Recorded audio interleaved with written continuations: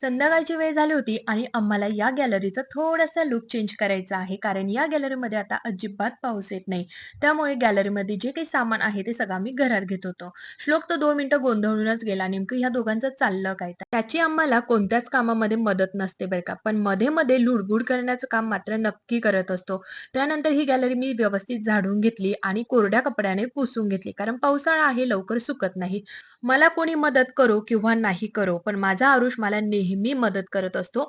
त्याने आणि मी ही ग्रास गॅलरीमध्ये आणली. नंतर टाकून बघितलं तर खूप छान दिसत होती. गोलू तर डायरेक्ट नाचायलाच लागला. त्यानंतर आम्ही डिसाईड करत होतो याला कट करायचं की नाही. फायनली डिसाईड केलं आणि कट करून घेतलं. जाड होतं त्यामुळे कट करायला सुद्धा बोटं दुखायला लागली. तर फायनली आम्ही ही ग्रास इथे छान अशी टाकून घेतली. किती छान आणि गोड दिसते गॅलरी.